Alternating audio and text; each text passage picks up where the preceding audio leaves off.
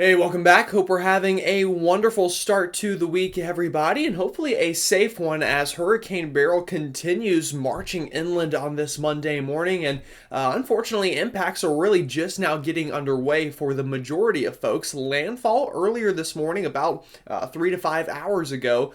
But unfortunately, with these tropical systems, they don't completely give up right after landfall. In fact, we have plenty of inland impacts on the way today, tomorrow, and even really Wednesday as well, from the Texas Gulf Coast all the way up through the Ohio River Valley, portions of the Midwest and the Northeast, where we could be dealing with flooding, strong winds, and a tornado threat well inland with this tropical system. So I'll be breaking all that down for you in today's video.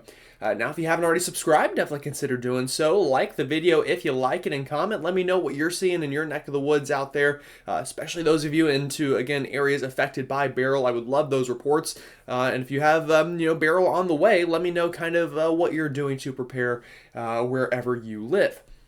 Again, we are going to discuss a lot in this video, so it may be a tad long, but there will be timestamps below. You can see where each section of the video is and what and all I will be talking about. I think with all that said, we are good to start. I also just want to say thank you to everyone who watched the past couple of days. I know I was off on vacation, so the video quality was probably a little lower and the video length was a lot shorter as well. But again, back in Charlotte now and should have plenty of time to kind of go a little more in depth on these videos the next couple of days before, a little bit of a spoiler alert, things calm down pretty significantly during the second half of this week. With all that said, though, let's go ahead and start talking about what we're seeing on satellite imagery here. Now, obviously, this big area of convection is Beryl, and Beryl is looking actually quite impressive this morning compared to what we were seeing this time yesterday. And the good news is that rapid intensification that was expected by some of our models ended up not entirely playing out. Now, within kind of the final 3 hours up to landfall, Beryl did really begin to get its act together and came ashore as a very strong Category 1 hurricane. And honestly, I wouldn't be surprised at the end of the season when they go back and look at all the storms, they may even up this to a Category 2 at landfall.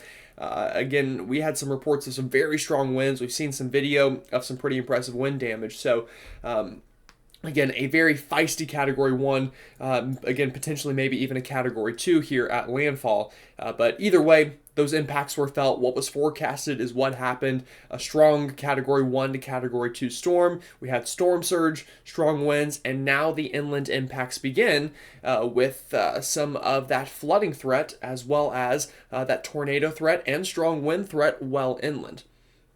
So, zooming in on Beryl a little bit more here, again, here's that center of circulation, and you'll notice some thunderstorms still firing up right along that center, and also just a pretty impressive look to this storm. Some of that dry air we were fighting off yesterday has finally been fought back by Beryl here up to landfall, and again, a much more impressive structure here with, again, this outflow, looking very impressive on really all sides of the storm. So, it's going to take a little bit of time for this to completely weaken. Again, tropical storm force winds going to be likely throughout all day today through much of East Texas before then the wind threat kind of begins to die down within the next coming days. But then the other threats from flash flooding to tornadoes really upticks. And again, I'll tell you, I think the tornado threat is going to be a big one with Beryl here. We've got a lot of wind shear that is moving in with this system.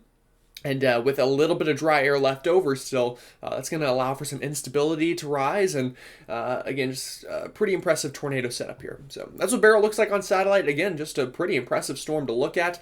On radar imagery, same story, an impressive storm to look at. Again, it came ashore here between San Antonio Bay and Galveston Bay overnight.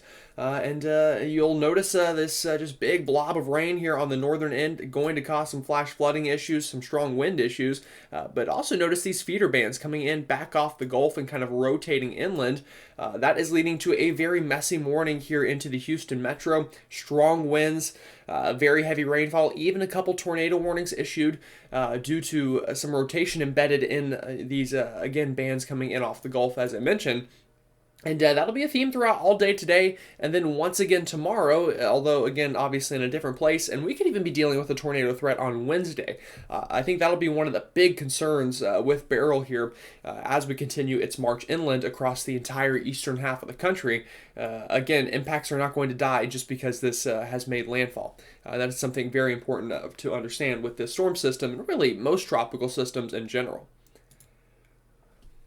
Alrighty, so current watches, warnings, advisories. Obviously, the big story here is this big path of Beryl that is coming up. Tropical storm warnings in effect pretty far inland, kind of about halfway north through East Texas here. But also flood watches in effect all the way up to the Ohio River Valley from southern Illinois, extreme southwestern Indiana, and the Ohio River area of southeastern Kentucky as well in those green boxes. Again, National Weather Service preparing for all of that rain on the way. So we'll need to watch out for that. And again, also, I think a tornado watch in effect currently for the Houston area at the time of recording this at about 9 a.m. So again, we'll probably see more of those tornado watches issued within the next couple of days, again, in the general path of this storm.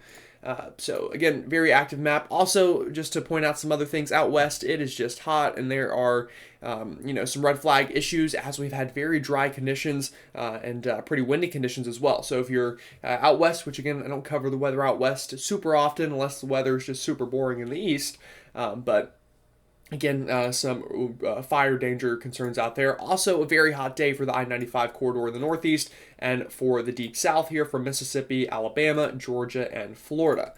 So again, overall, a very active weather day through much of the United States. All right, future conditions here for Beryl, future track, I guess I should mention. Again, this morning, as of 8 a.m., still barely holding on to that hurricane status. That is something that will eventually fade this afternoon. We'll likely get back down to tropical storm strength as this kind of moves through eastern Texas, just to the west of Houston, the center of the track here. And then eventually throughout the day today, kind of booking it much quicker up through East Texas by the time we're transitioning into overnight tonight and early Tuesday morning, passing through the Texarkana area, and then eventually, and I should mention all of this as a tropical storm, a pretty weak one by the time we get to this evening. But then getting into Tuesday afternoon, back down to tropical depression status over the Little Rock area. Again, the winds won't be strong, but the tornado threat will be picking up. The flooding threat will be picking up throughout the day Tuesday. And that continues overnight Tuesday into Wednesday as a post-tropical cyclone as Beryl moves right through the Ohio River Valley here through the southeastern section of Missouri through Poplar Bluff, the Cape Girardeau area, Paducah, Evansville throughout the overnight of Tuesday into Wednesday. And by the time we're getting into Wednesday afternoon, then Beryl moving through portions of Indiana, even portions of Ohio, and then likely overnight Wednesday into Thursday over the Detroit metro area. Sorry, having troubles talking this morning. So again, impact's going to be felt well inland, and even after that, as this loses post-tropical cyclone status, still portions of the Northeast need to keep an eye out. Some of our models hinting at potentially a little bit of a tornado threat and a small flooding threat as well through portions of the Northeast with this storm system. So again, still days of impacts on the way here with Beryl, even if landfall has been made.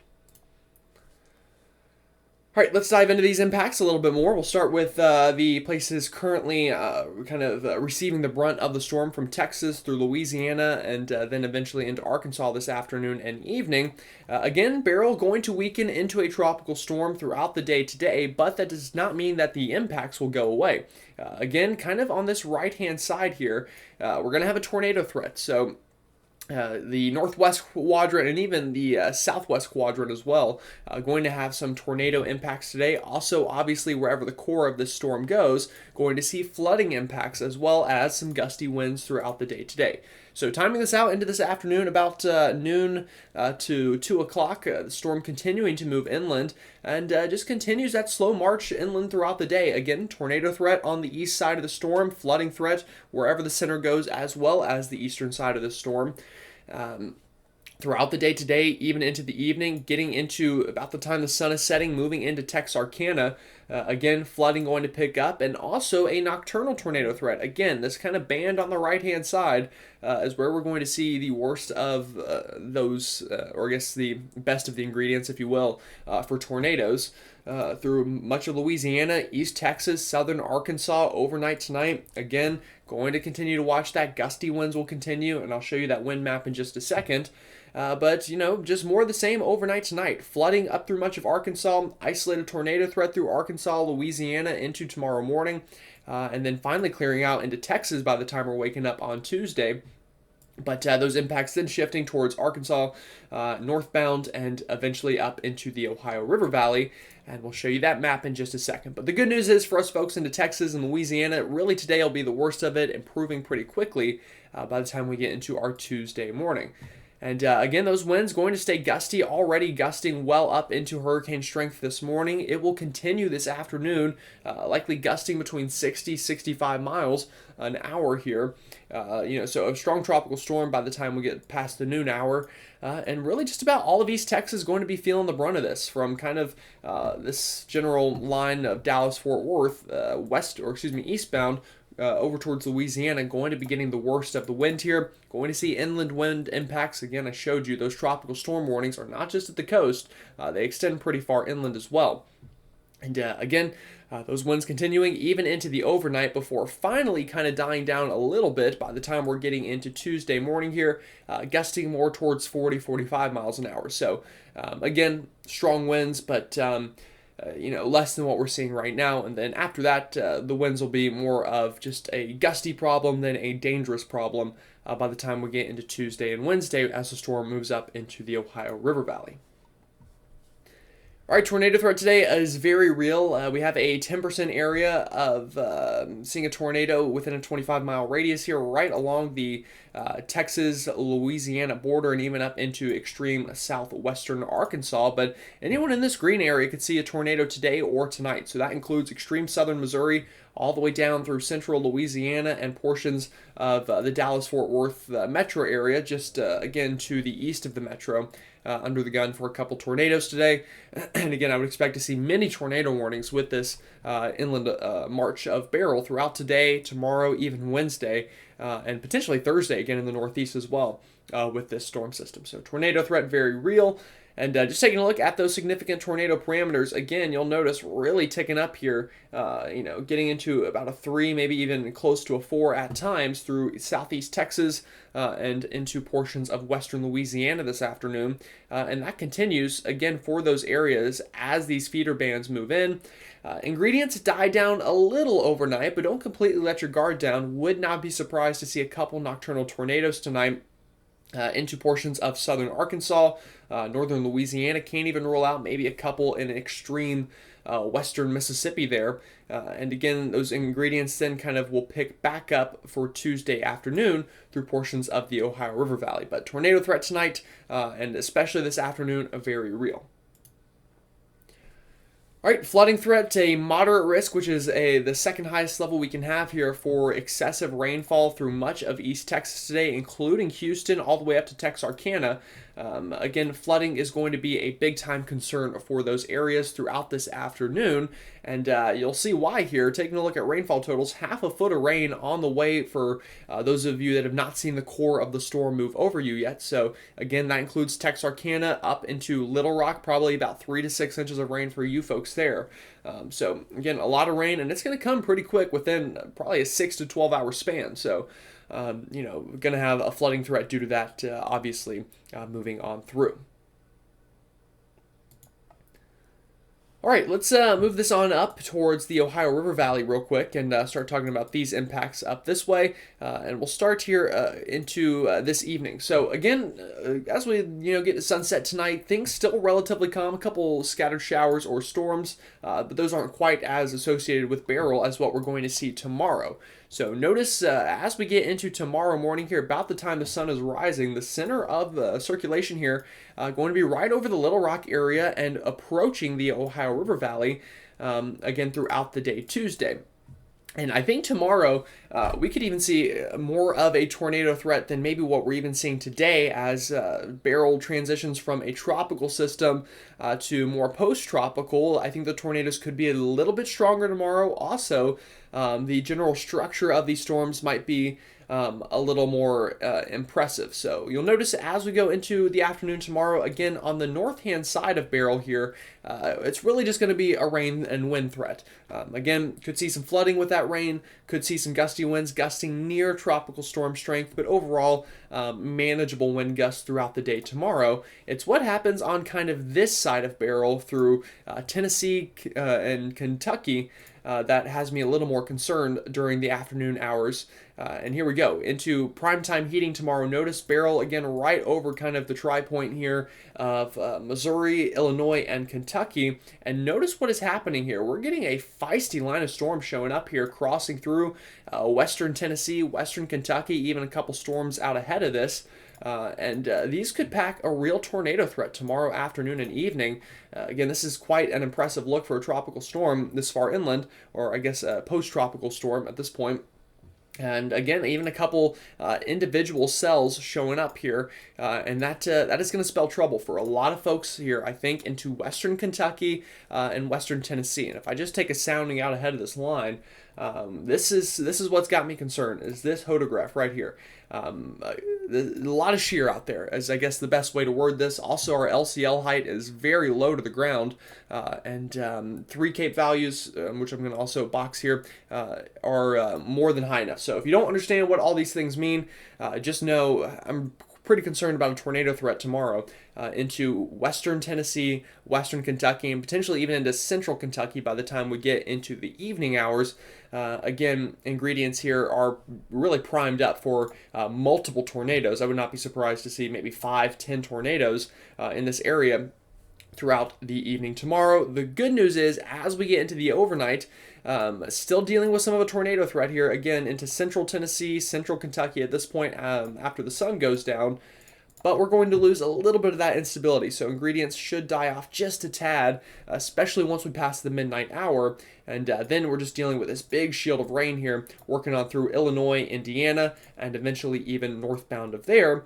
But clearing out in time for our Wednesday morning and afternoon, when then that tornado threat shifts off towards the northeast. All right, wind gusts tomorrow, again, going to be something we need to watch, but less of a threat than obviously what we're going to see into Texas today. But still gusty tomorrow afternoon. Again, gusting up near 35, 40 miles an hour at times. Sustained winds probably more like 25, 30. But again, still windy nonetheless, and that wind at the surface is, again, really going to kind of enhance this tornado threat. So that's, I think, the biggest threat tomorrow is going to be tornadoes into Kentucky, Tennessee, maybe southern Indiana as well. So I need you to, have a way to get those watches and warnings tomorrow afternoon as this works on through. But winds, again, could be feisty at times too into our Tuesday afternoon.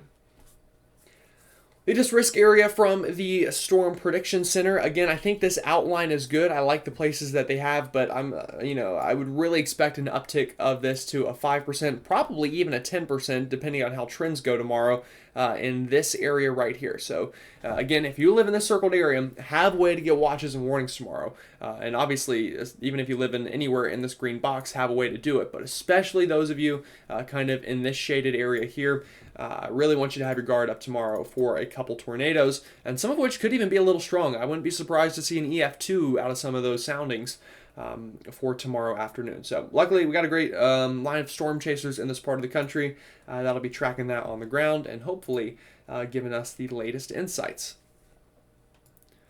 All right, significant tornado parameters for tomorrow. Again, just to show this to you again, yeah, look at this. Again, even higher than today through portions of Kentucky, southern Indiana, down into portions of Tennessee as well. Again, don't let your guard down.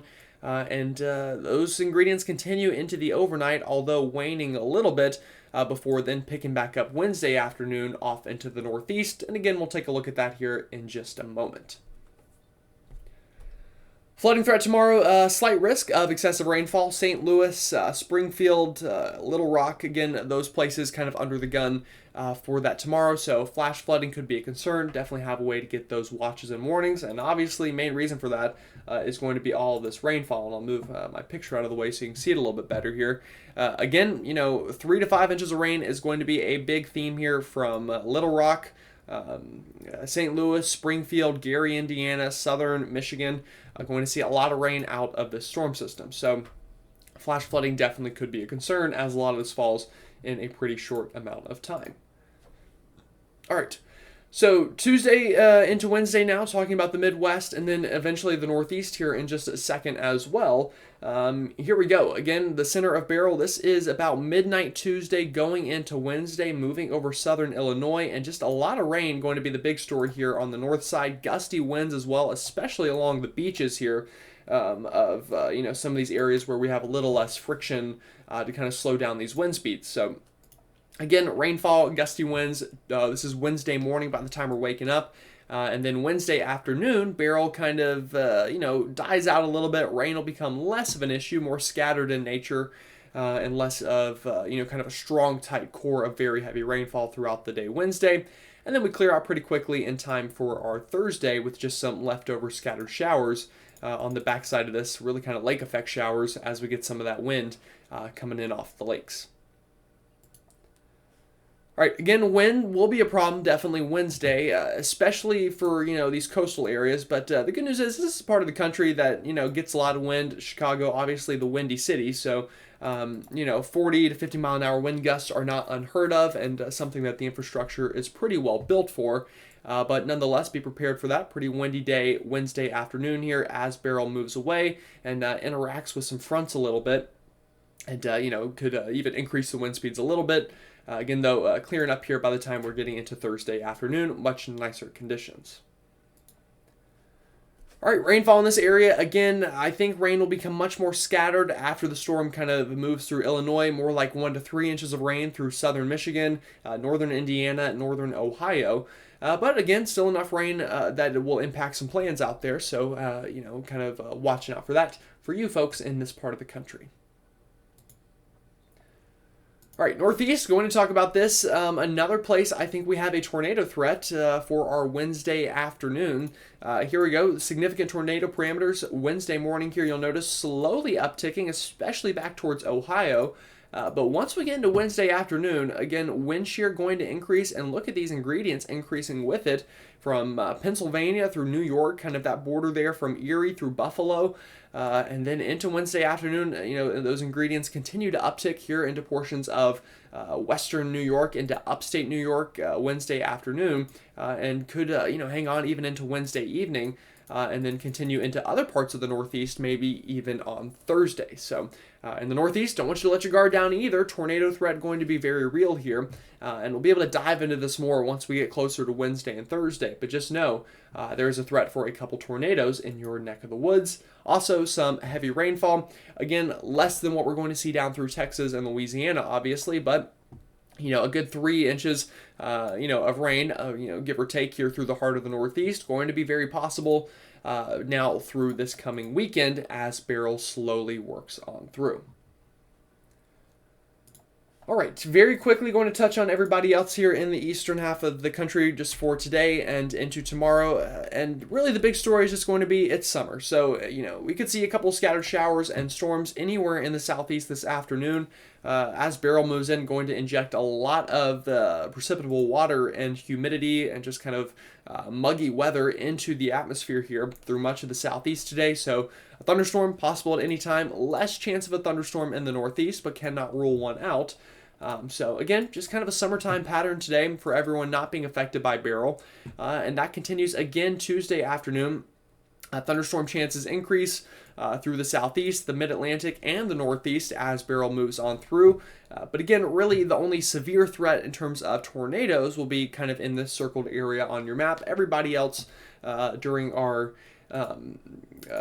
Tuesday afternoon will just be good old-fashioned summertime thunderstorms. So that is definitely some good news there.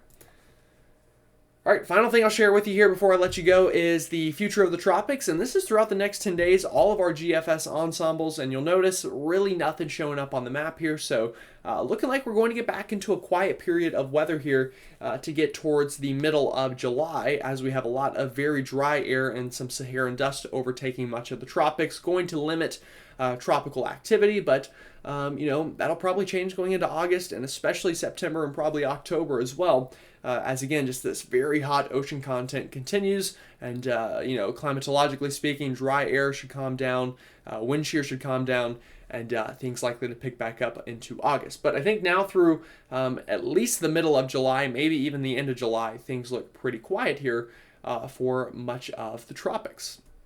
Alrighty, well, I appreciate y'all watching. Means the world to me as always. Again, comment, let me know what you're seeing out there. If you haven't already subscribed, definitely consider doing so, and like the video if you like it.